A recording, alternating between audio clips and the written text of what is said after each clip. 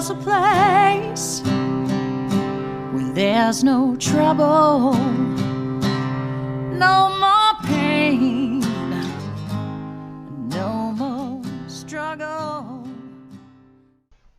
Hi there. Thank you so much for listening to Grounded in Maine today. My name is Amy. Today I'm speaking with Casey Cottle, he's so interesting, and I hope that you can really get that from the conversation. He's a very private guy. I happen to have had the pleasure of spending a good chunk of time with him. He's a physical therapist at Maine Feldenkrais here in Brunswick, where I live. I needed some physical therapy after a car accident, and so I spent 2 to 3 hours a week with him, I think, for several months. And so I got to know him a little bit. Anyway, he just he's so curious about nature, and I love that about him. I wish that I had more of that. But so I'm gonna share that with you guys. I hope that you really enjoy it. He's an outdoorsy guy, and he loves to forage, and I'm so in awe of that courage, I guess. So anyway, here is Casey. We did have some technical issues, so there's maybe a little weird break, but you'll get the gist of the convo. How are you today? I'm doing good. Good to be talking with you, Amy. Same. So I want to know, made you say I'm gonna look into foraging? Yeah, that's an interesting question. So, um, I've I grew up fishing. So I always had this idea like you could get food from the wilderness, like I'd go out fishing and I'd bring home something I could eat. And so I always had that idea in my mind. And then I got a dog when like a few years ago, and I found myself walking every day on the same trail and looking at plants, like wondering, oh my goodness, this looks like salad, or like passing by mushrooms that look very interesting, and always being kind of aware that you could eat some mushrooms but not others. Yeah. So that kind of piqued my interest about like, and it was kind of like I'd like to be able to describe this to someone else. So it was also like a language learning thing. Like I needed to know, not just for like classification purposes, but like, to be able to describe it to other people that were engaged in the outdoors, what I was looking at. And then I was particularly interested in like learning and being able to identify things that were edible. So that's kind of how I got my start. Is I got a dog and I found myself in the woods a whole lot more. That's awesome. Yeah. So it wasn't like you were afraid that your dog might eat something that might be poisonous. It was more like I see this every day. Maybe I should know what it is and know more about it. My dog's pretty good at not eating stuff that makes her sick, which is really nice. Not all dogs are that way. Yeah, it was more like I was interested in eating some stuff. Side dish to your fish. Okay. And so you just, like, when you were a kid, you would go fishing, and clearly you do lots of stuff outside. So your dog kind of taught you to forage, which is very cool. I love that. I love to hear you talk, because you had the biggest smile on your face when you were telling me about the stuff that you learned about. And I will never forget you telling me that I could add beech leaves to my salad, which I still haven't tried. Now, how are you not afraid to pick the wrong thing and get sick? I totally am afraid to pick the wrong thing and get sick. I think it's a very healthy fear to have as you continue foraging. It's like that'll keep you safe if you're always kind of weary that you're going to pick the wrong thing. Okay, that's encouraging. Yeah. Yeah, I think if you're not afraid, that's an issue because there are, for instance, mushrooms that will kill you if you eat them. My God. And with mushrooms in particular, they're you got to be extra careful with them because there are mushrooms that taste good that will kill you. So my advice is to, in your area, whatever area you're foraging in for mushrooms, to learn the ones that are poisonous first. There's a whole bunch of mushrooms that'll make you kind of sick and you wish you didn't eat them, but there's really only a few that will like kill you. So my advice would be to learn those ones first. So That's here in Maine, there's two of them. One is the destroying angel, and the other is a death cap mushroom. And both of those are in the Amanita family. So I just totally skipped that family altogether. yeah. Do they look like safe mushrooms? I mean, do they look like other mushrooms that are safe?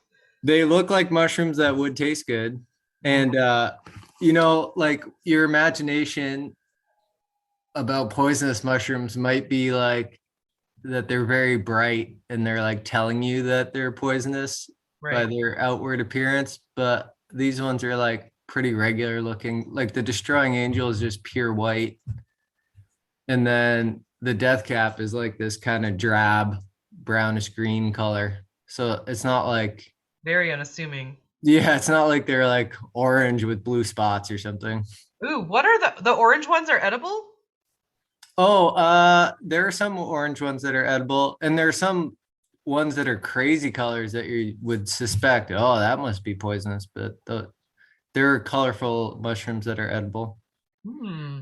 Okay. We have some near us that are bright orange. Plants, on the other hand, uh, plants will tell you when they're poisonous because they won't taste very good. Well, for the most part. Like the things about plants that are poisonous don't taste very good to us. So it's like they give us a warning. Well, there. That's good to know. I mean, I that makes sense. Ew, that's yucky. I'm not going to eat that, but it's like the Mhm. taste buds saying that's not okay. Don't do it. Interesting. Yeah, trust yourself when it comes to plants. Mushrooms, you can't use the taste test. Mm. Well, there are some mushroom families that you can, but like broadly, there are mushrooms that taste good that will kill you. So maybe be extra careful when it comes to mushrooms. Yeah. Well, yeah, just do research and make sure that you know what's not safe before you start putting something in your mouth. Sure. Mhm. Okay, cool. That's good advice. What do you use for recognizing safe species? Do you use an app? Do you use a book? People tell you? Uh, I learned the way that you're totally not supposed to. I've heard the advice over and over and over again, and I believe it, that you should really go with someone that knows what they're doing Right. for the first time that you go out for foraging. I learned mostly from books, but not field guides. Books that go like really in depth into a certain species. Like for instance, there'd be a whole chapter on a certain type of mushroom or a whole chapter on a certain type of plant. And that, especially if there's like a dichotomous key involved, like ways that you can make sure that you are looking at what you think you're looking at. Right? I think that is what made me feel better about trying. Let's for instance, it's trying a mushroom for the first time. Mm. I definitely consulted a field guide in one of those books that went more in depth with the species, and then there's like a stepwise, how you, if you're trying something for the first time, how you do that. So you try if you feel particularly confident that you have what you think, you can eat like a little bit of it first to Okay. really give it a chance to for you to taste it before you fully consume it, and then wait for like a couple hours to see how your body handles it. Oh my Because God. let's pretend, even if you have the right species, your body might not do well with it. Like Yeah. all of us, as we get older, we find out like, oh, peanuts are okay for most people. Like Right. you can get peanut butter at the grocery store, but for some people, it's not real great. The same thing is true for mushrooms, only you don't find out Right away. that when you're a kid because almost no one has, let's say, like chicken of the woods when they're a kid. Okay. Huh. Okay. And are there points, are there like parts of plants or mushrooms that are better? I'm just trying to think like if for a first time would you like lick the outside or go for the stem as opposed to the cap or like stem as opposed to leaf on a plant? Is there any like tips on that? I don't know. That sounds like a possibility, but I don't know about anything like that. Other than if you're not particularly confident about whatever you're, well, you should be confident anyway. But like, let's say you're in the woods and don't really have like a, if you don't have any other way to, if you're like limited on references or something. Mm-hmm. Anyway, you could, the poison test is you rub it on your skin first in like a particularly sensitive area, like where your skin isn't necessarily too thick, like let's say your wrist. And Right. then if you have no reaction for a couple hours, then you move on to the next step is rubbing whatever it is on the outside of your mouth. That's genius. Okay. And then on your lips. So it's like, progressively riskier, but you've done the test beforehand. So the idea is that you'd pick up on any sensitivities earlier than when it's like in your gubbly butts. Oh my gosh. Oh, that's so great. That's good information. Thank you. What about like stem versus cap? I don't, it sounds like a possibility, but I don't know about it. I have no idea.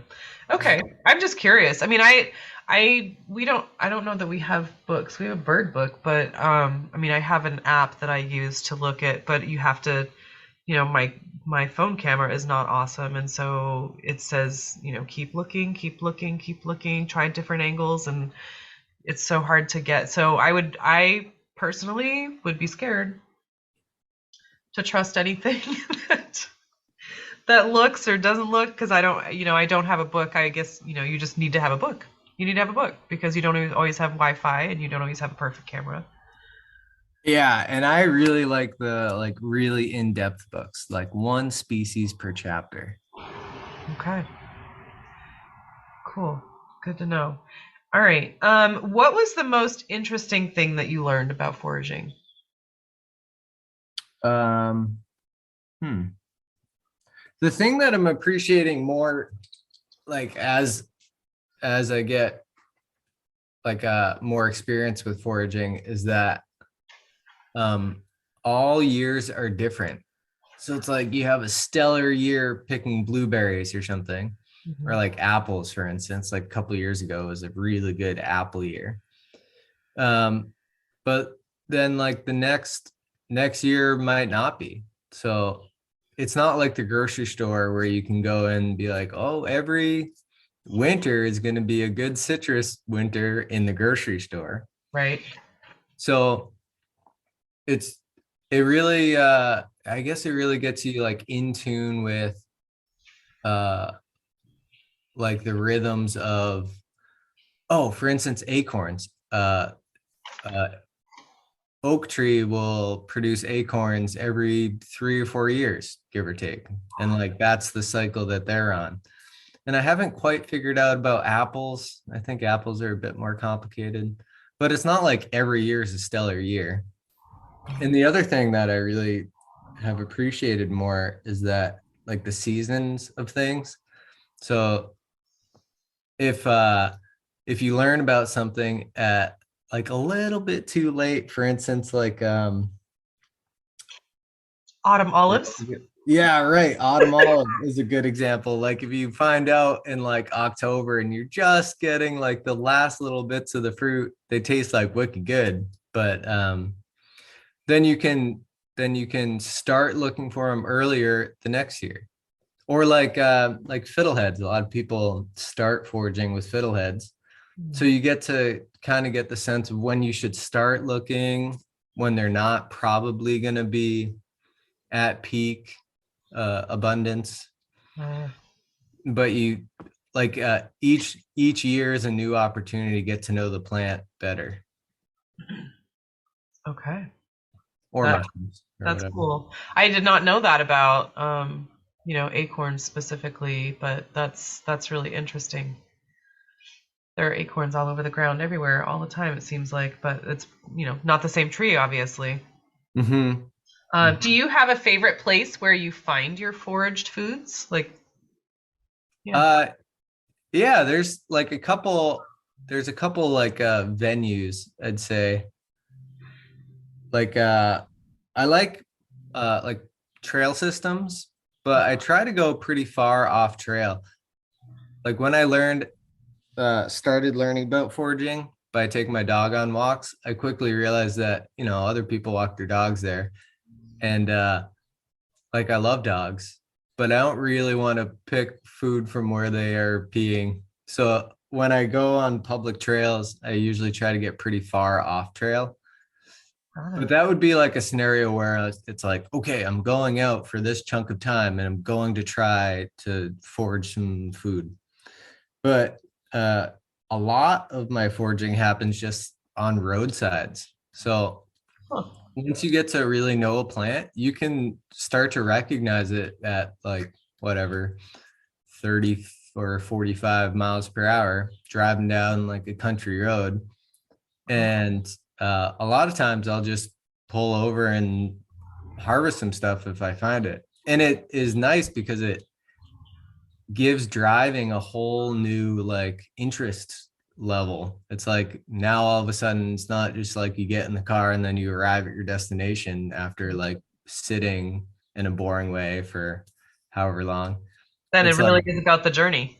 yeah, it's like an adventure. It's like, oh my God, what am I gonna see?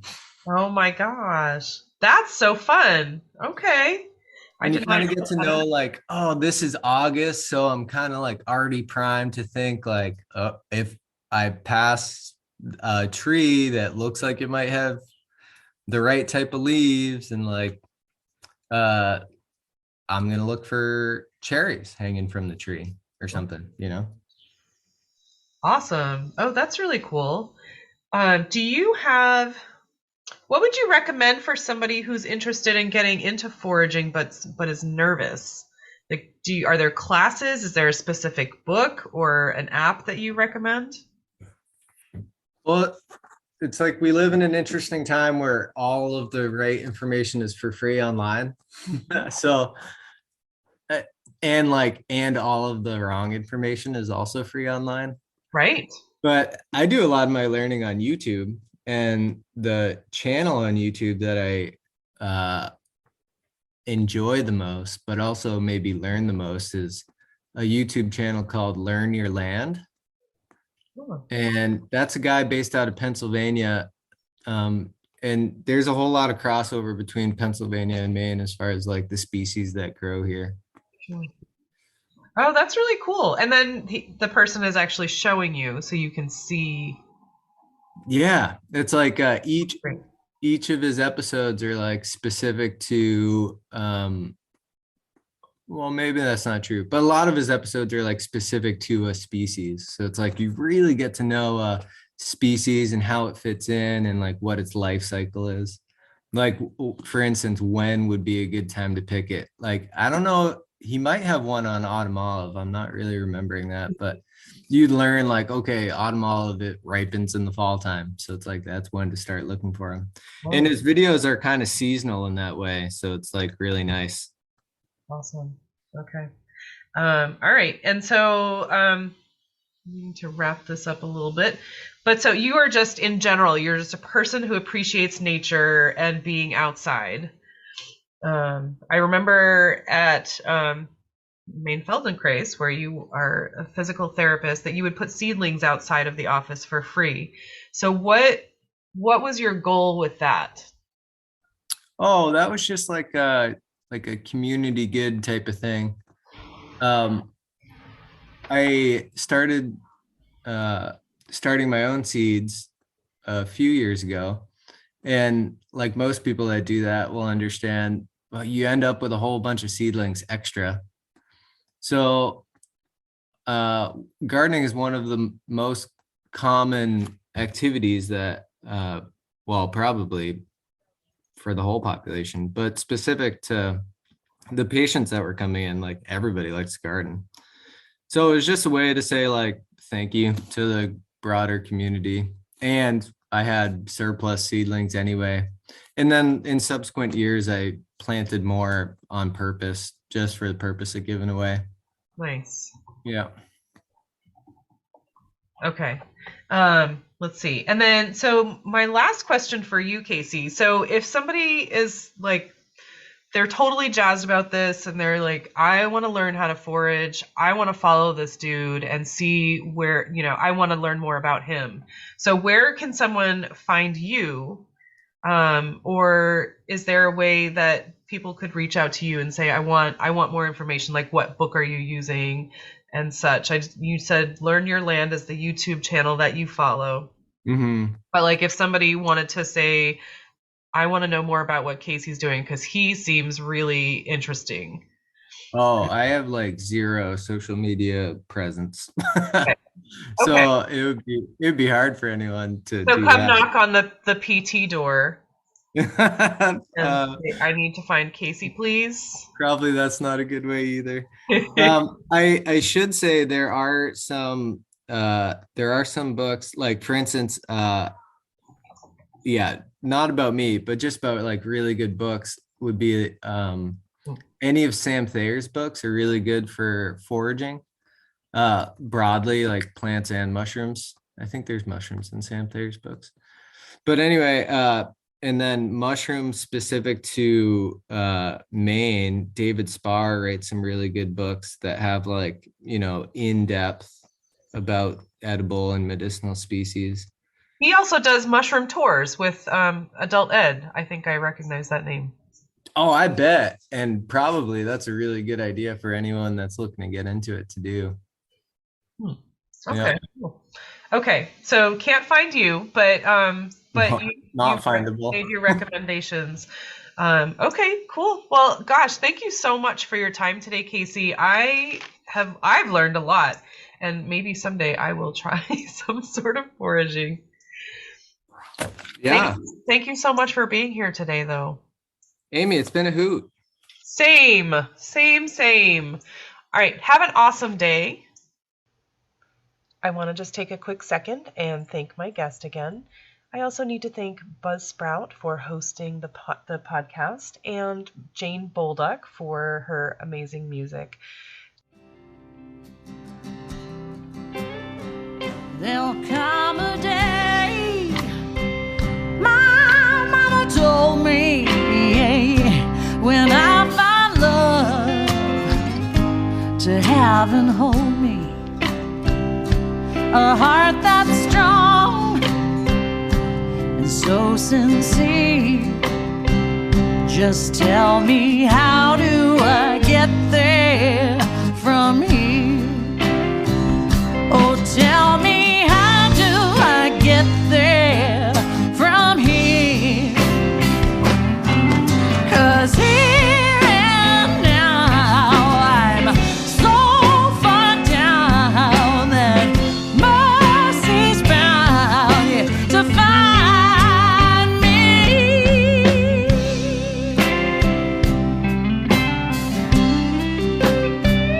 We'll find a way to soothe the sickness. We'll heal the hate with sweet forgiveness. Wages of war will disappear. Just tell me, how do I get there from here? I wonder, how do I get there from here? Yeah, 'cause here and now I'm so far down that mercy's bound to find me.